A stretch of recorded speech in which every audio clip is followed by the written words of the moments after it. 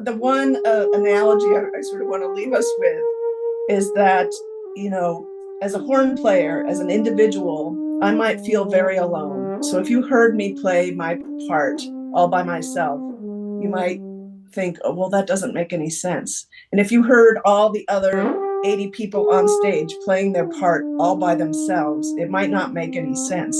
But once we create community and put all the pieces of the orchestra together, it sounds beautiful. And so that is the goal, is to find our people, to find those around us that make us feel good about ourselves, and to really thrive on that. Welcome to the award-winning Authors Show, where we guide professionals in crafting a lasting legacy through the art of self-publishing. We help you remove self-doubt from your mind with our proven process to become a published author. We have helped authors all over the world to publish their books since 2002. I'm your host, Umina, CEO of Halo Publishing International. If you're ready to become an award-winning author, let's get started. Well, this is another chapter in my podcast shows. I'm excited. I always get excited when I talk to my authors. I feel like I was with them every step of the way, from brainstorming to organizing this whole project with Bethany. But let's go even further. She came to Mexico City to help us lay out the cover and the interior layout. I mean, how lucky and fortunate we were to have her to visit us. So today I have Bethany Zare. She's going to talk about her beautiful book, Pearl's Wisdom. And we're going to have fun, because when you find out what this, I think it's easier if we start with what she hasn't done, what versus what she's doing. So I'm super excited to have her, and let's just begin, okay? Okay, thank you, Lisa, for inviting me. Well, let's start with the first piece in your life, right? Again, I don't even know where to start because you have so many amazing things to talk about today. One thing for sure, you're a musician, and you even actually played here in Mexico City. Talk to us about that. Why did you pick the French horn, and what's that journey like for you? Well, interestingly enough, I learned music at an early age. My mother was an amateur violinist, and she got me a little baby violin to play along with her. And then eventually I ended up going to learn piano. I learned how to read music on piano. And the piano teacher's daughter was my babysitter. And what I didn't know is that she played the French horn. One day she came over with her horn to play duets with my mother. And she took this brass thing out of this weird case and all the crazy tubes. And I was just like mesmerized at that moment. And so when I think it was fourth grade came around, the school I went to had a band room with all the different instruments, and they said, pick one. And, I decided I wanted to play the French horn. I was the only one to pick the French horn. It is a beautiful instrument. It's so beautiful. It's so beautiful. And, my father likes to tell the story that I had said I wanted to play the drums, but that he had nixed that. The truth of the matter is, when I found out that drummers just took their sticks and played on rubber pads, I lost interest. Exactly. No, I think we're called to doing certain things in life, and as you seem like you had all this influence, your background, your parents were involved in this, and so why not explore it? And here you are, this multi-talented woman. And so take us now. You're a musician and you play all over. Talk about that. That's impressive. Well, yeah, I start dropping the names like you did with us when we went to lunch. Come on. I saw myself as this musical gypsy, because by the time I graduated college, I had played in Japan, in Germany, in London, and I got offered a job in Mexico, actually in Guanajuato. And that was my first professional job. And so I went down to start a career that became a very successful performing career. I've shared the stage with Seal, Yo-Yo Ma, Bobby McFerrin, Juan Gabriel. So, wow. I don't know what other career I could have had where I would have had these encounters that are memorable, and it sort of is uplifting to play as a musician. But I will say that, getting into trying to be so professional that I'm worried about the performance, or, the inner critic is analyzing every note. And then, you add to that you try to make a living at it, it becomes less about the passion. And so it becomes, I felt like I had turned into this technician of someone who could very proficiently play the horn, but I lost my connection with my music. Wow. So take us from that. So here you are, you're a musician, and then you come in and please see that being a musician can influence your poetry and writing because now you're dabbling in some other beautiful talents that you have. Well, really, what happened was the pandemic came along and sort of shut everything down. No more live performance. And then, when something's taken away from you like that, you suddenly focus on, oh my goodness, maybe I really did love that. The burnout goes away really fast when you don't get to do it. So, but I took up painting. So that was really only a few years ago that I took up painting. It was something I could do at home. It's never something that I excelled at or felt called to, but as I painted, I started to repair my relationship with music. The kind of painting that I do, I let the canvas talk to me. The muse speaks through me, and sort of whatever appears on the page or on the canvas, I sort of go with it. It's not like I set out to paint a still life or something. So Okay. I really feel very spiritual in those moments when I'm painting, and spending hours and hours just brushing the stroke across the canvas can be quite therapeutic. And as I would do that, poetry would come to me, or stories about the images that I saw. And that's sort of how we got to Pearl's Wisdom, was a compilation of all of these little stories, starting with the images, or maybe it started with an idea about a poem and then I would paint. So it was sort of the back and forth talking between the painter and the poet. And I do find that having a musical ear very much lent itself to how I hear poetry when I would read it out loud. It's another language. It's another language. And Yes. that's what you're honing in on is all of what you have. One question keeps going in my mind is that so you're painting, you're doing your poetry. Are you listening to your own music while you paint? Are you listening to someone else? Like, and yeah, Well, what do you listen so to? this when I talk about how this process really repaired my relationship with music, what happened was, you can see in the background here, I have a painting in progress. And what I do is I wake up in the morning and I grab my horn and I play notes and serenade the muse, so to speak. And so then the muse Beautiful. in turn then gives me, some material to work with. And so it really connected my heart back to my music and allowed me to then, once the pandemic was over and we're performing again, to really feel that connection. Sometimes I envision, what did the composer want? Sometimes I can see the face of the audience members and how my impact is landing on them. And Wow, how beautiful. I sort of have this image that the performance hall is like the womb, and so I'm feeding through the umbilical cord of my music. I'm Wow. feeding the audience members, and then they go out. They're birthed into the universe, and they go out and hopefully take a piece of that performance with them.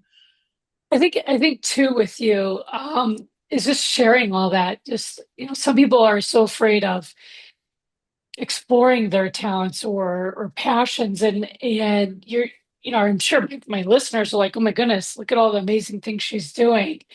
I always say no guts, no glory. You got to show up. You got to try new things. You got to see, how do you know if you're a French horn player unless you try it, right? Well, My dad was for me, I really didn't see myself as an artist. Even when I was painting, I couldn't imagine myself being my name, Bethany Zare, is my stage name, is my birth name.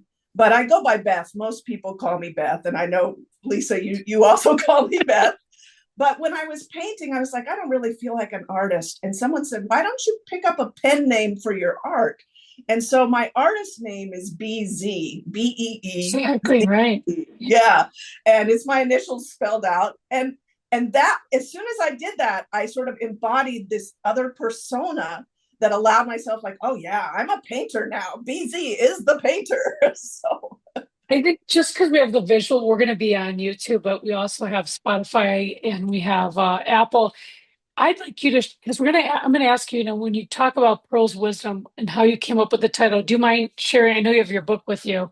Can yeah, you yeah. share with us so we can see exactly how you came up with this title?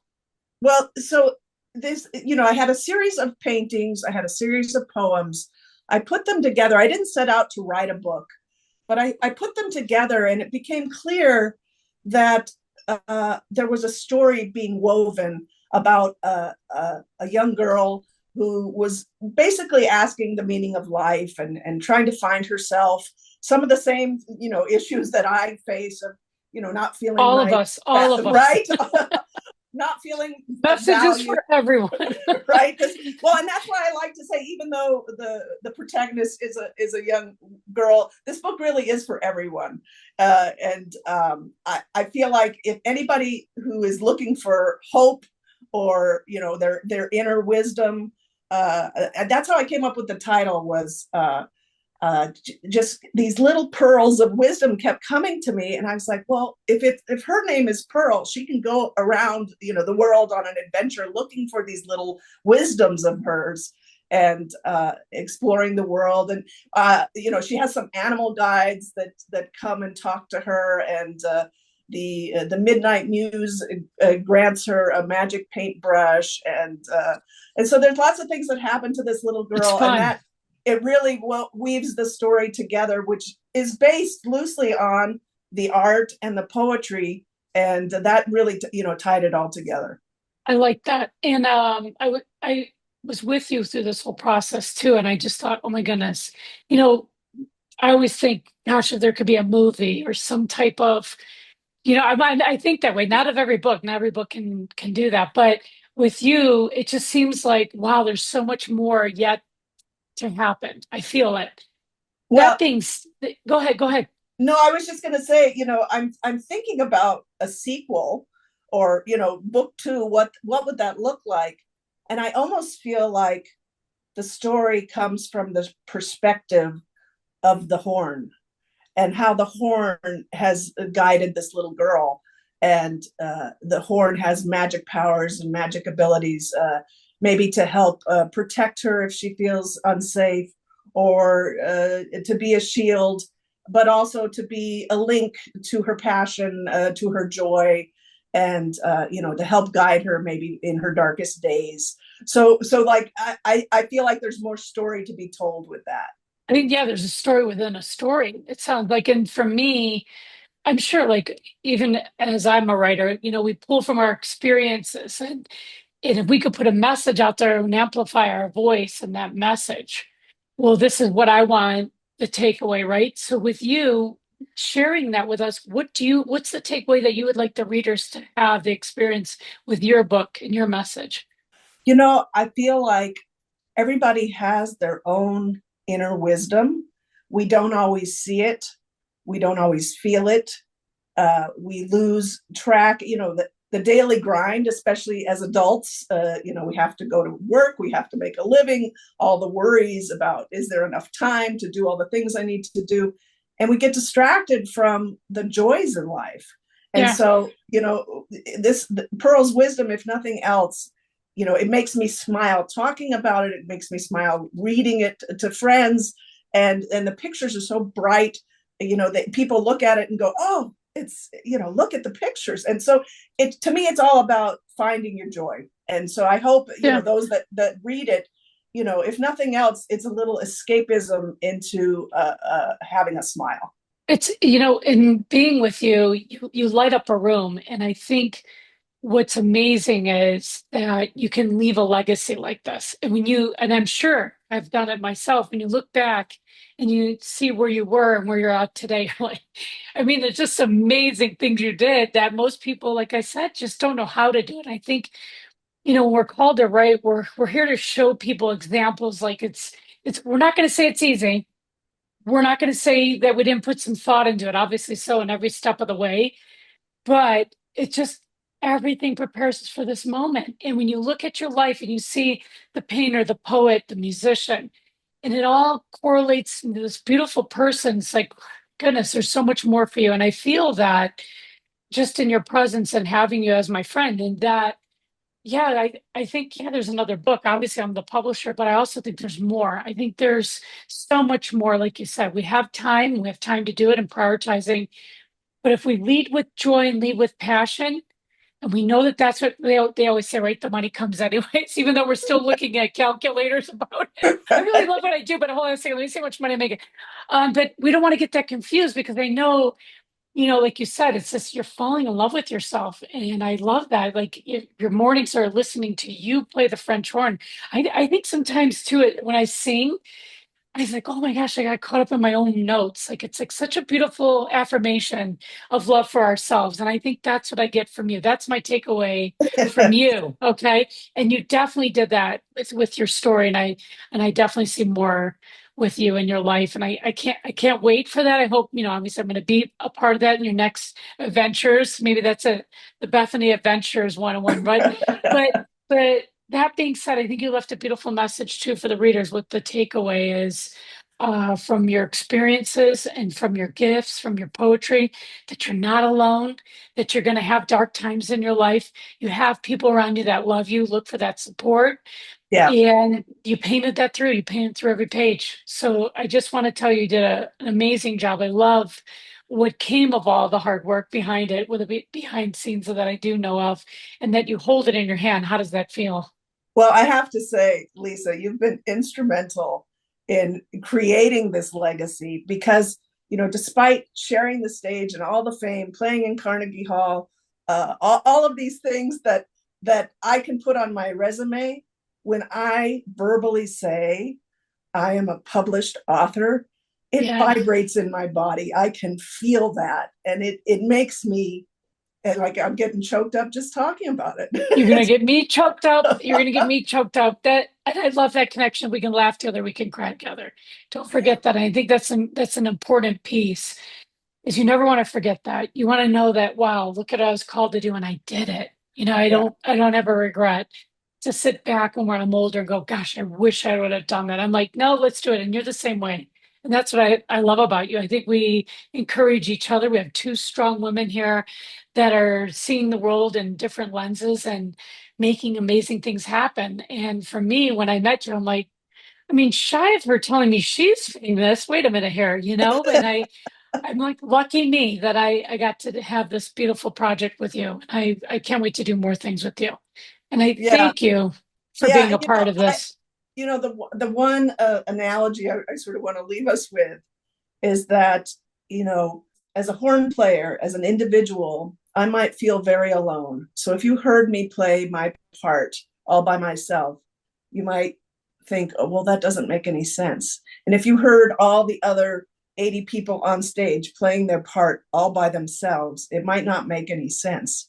But once we create community and put all the pieces of the orchestra together, it sounds beautiful. And so that is the goal, is to find our people, to find those around us that make us feel good about ourselves, and to really thrive on that. Bethany, that is the perfect ending to our beautiful interview. I told you, I said we would have fun. And then I'm like, wait a minute, I know you. We're probably going to end up crying a little bit. And then we'll get back to laughing again. But it's true. I love that. They say build the tribe. I always use that too. And you have to find that tribe. But I love your analogy. Thank you for leaving us with that, because it's something for me to even think about. We can't do this alone. We need each other to do it. Yeah. And I love that. I can't thank you enough for being a guest on my show. I think we can have another one when that book two comes out too. No All doubt. right. We'll have another That's message and another fun interview. So thank you so much from the bottom of my heart for being a part of this. And I'll see you in Mexico soon, right? I hope to. Yes. Thank you. Thank you for listening to today's episode. If you're ready to publish your book, please submit your manuscript on halopublishing.com, or you can download our free publishing guide to learn everything you need to know about the entire self-publishing process. Start writing your legacy today.